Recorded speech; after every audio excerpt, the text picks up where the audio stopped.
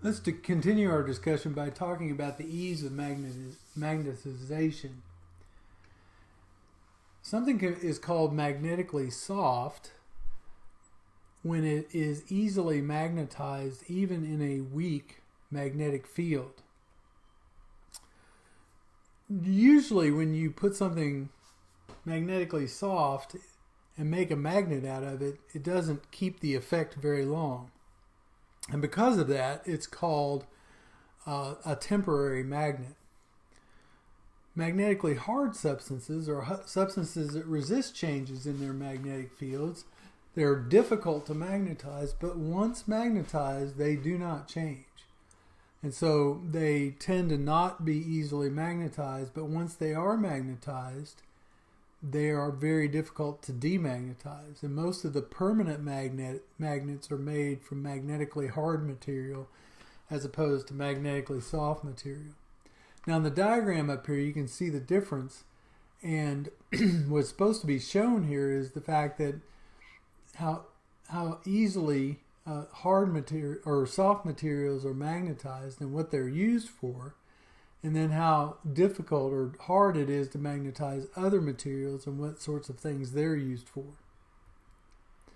A permanent magnet is a magnetically hard substance that remains or retains its magnetism. Now, the truth is that you cannot totally remove the opportunity for a magnet to lose its magnetism. It's not possible to prevent a magnet from being demagnetized. It's just that some materials are very difficult to demagnetize. Now, how are things magnetized? Well, first of all, they can be magnetized by contact. Magnetism can be transferred by taking a magnet and touching another material that is magnetically soft, and then that material can be made into a magnet, generally a temporary magnet. Another way in which it can happen is by induction. That is, if you just bring the magnet close to a soft material, it can be magnetized in that way.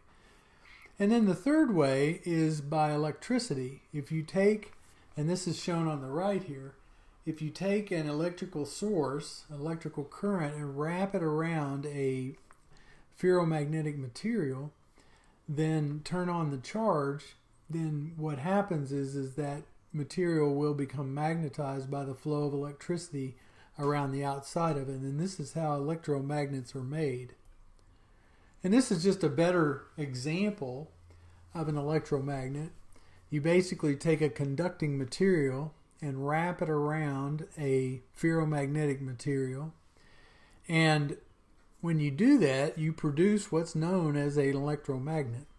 It's a coil of wire that generates a magnetic field in a core that's generally a ferromagnetic material, and this can be a very strong magnet.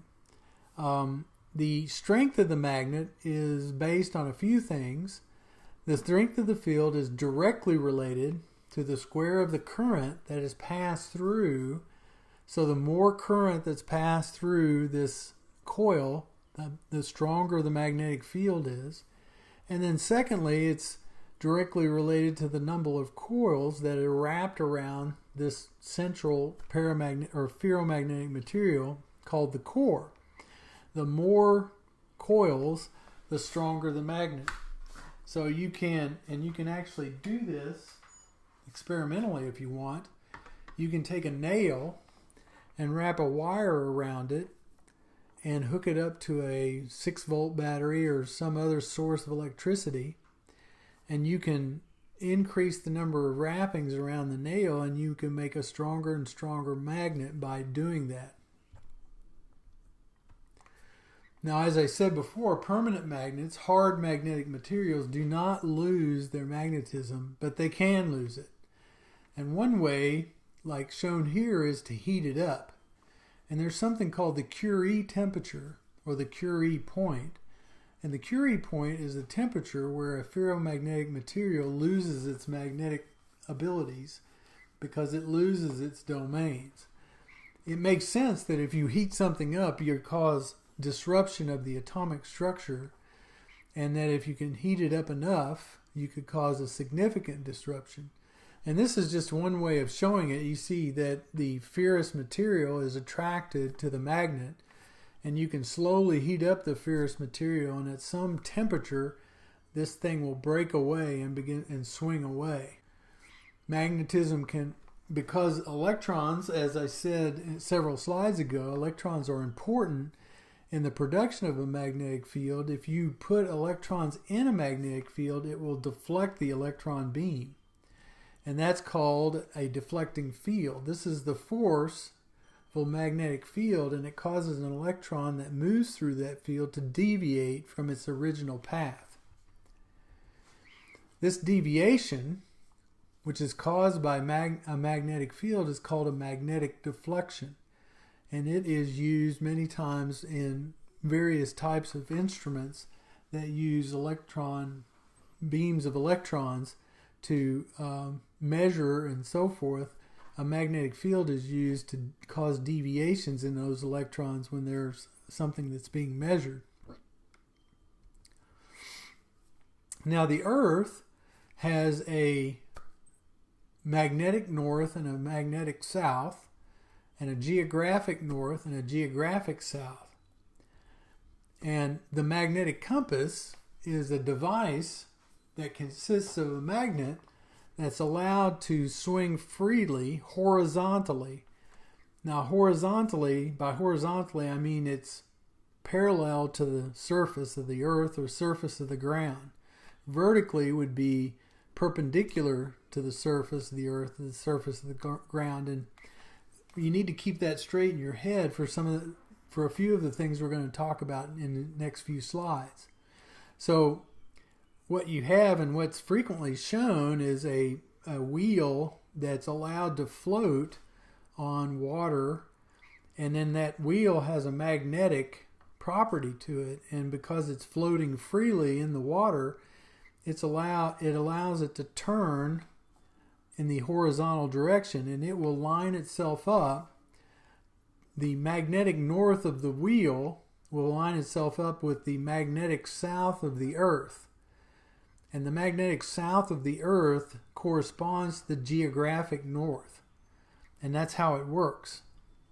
So the magnetic north pole is the direction, the north of a compass points, and it represents the magnetically south of the earth. And that's what's shown here on this diagram. You see that the geographic north is the magnetic south of the earth, and the magnetic north of the compass will point to this magnetic south of the earth, and it points to the geographic north. I know that seems a little confusing, but look at the picture and I think you can figure it out. If you realize that the instrument you've got in your hand, what you want it to do is point north, to point to the geographic north. Well, in order to do that, you have to get opposite poles. So the magnetic north of your instrument has to point to the magnetic south of the world, and the magnetic south of the world corresponds to the geographic north. So the magnetic north and south pole do not correspond exactly to the geographic poles. Obviously not. Also, the geographic north pole is right at the top of the earth, whereas the magnetic point is a little bit off from there. Now, as this diagram shows, the geographic north and the magnetic north are off a little bit. And that little bit off is called the magnetic declination. So the Earth's magnetic poles are called north and south due to their geographic location, not because of their magnetic properties. Their magnetic properties are exactly the opposite. An angle of declination is the angle between north, as indicated by the compass, and the true geographic north. And that's what's shown in this diagram here, that there's a little bit of difference between the absolute geographic north and where your compass needle will point. This angle varies depending on where in the earth you are. And that's what's shown here. This shows you various angles of declination depending on where you are in the United States. Isotonic lines are lines on the map of the earth that show equal angles of declination. So if you're standing on, look at the tip of Texas, the bottom part of Texas, that's an isogonic line 10 degrees east, which means that it's 10 degrees, angle of declination is 10 degrees east of true north. If you stay on that line, it will always be 10 degrees east of true north.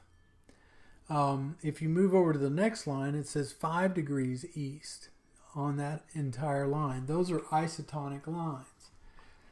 Now, the agonic line, which is the dark line in the middle that cuts through about 2/3 of Lake Superior and goes through what appears to be the border between Louisiana and Mississippi, that agonic line is where the angle of declination is 0. So all the compass will point to true north when you're on this agonic line. Now, a dipping needle is a needle that's allowed to deviate vertically. So not only can the needle deviate horizontally, but a dipping needle deviates vertically. And if you think about the orientation of where you are compared to where the North Pole is, given the curvature of the Earth, it makes sense that there would be some vertical deviation.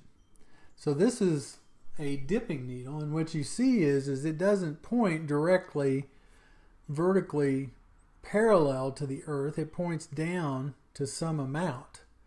In this case, it looks like about 47 degrees. And that's the angle of inclination. The first was angle of declination. This is the angle of inclination, and this is the angle between the Earth's magnetic field and the Earth's surface. So the magnetic field can come out of the Earth such that you can have various levels of angles of the field coming out. Now, if you're right on the North Pole, the needle will point straight down, so the inclination will be 90 degrees. And if you're on the equator, it'll be almost parallel to the ground. Isoclinic lines are lines that correspond to isotonic lines except vertical as opposed to horizontal.